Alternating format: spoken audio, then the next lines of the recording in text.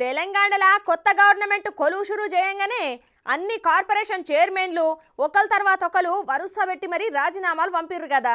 అయితే అందులో గవర్నరు కొన్నిటిని ఆమోదిస్తే ఇంకొన్నిటిని పెండింగ్లో పెట్టింది కదా. దాంట్లో ముఖ్యంగా టీఎస్పీఎస్సీ వాళ్ళవి. అయితే ఇప్పుడు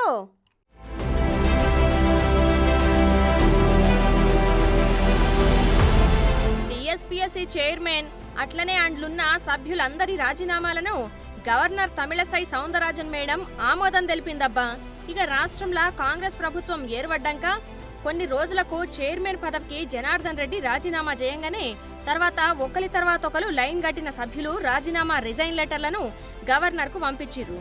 అయితే అప్పటికాంచి పెండింగ్లో పెట్టిన మేడం వీటి మీద న్యాయపరమైన సలహాలు సూచనలు తీసుకున్న గవర్నర్ మేడం ఇప్పుడు వాళ్ళందరి రాజీనామాలను ఆమోదించింది. ఇక ఇప్పుడు టీఎస్పీఎస్సీకి కొత్త చైర్మన్, కొత్త సభ్యులను కొత్త గవర్నమెంట్ నియమించుకోవచ్చు. ఇక కొత్త చైర్మన్ ఎప్పుడైతే వస్తాడో అప్పుడు జాబ్స్, నోటిఫికేషన్లు ఎప్పుడు ఏందో అనేది తెలుస్తదుల్లా.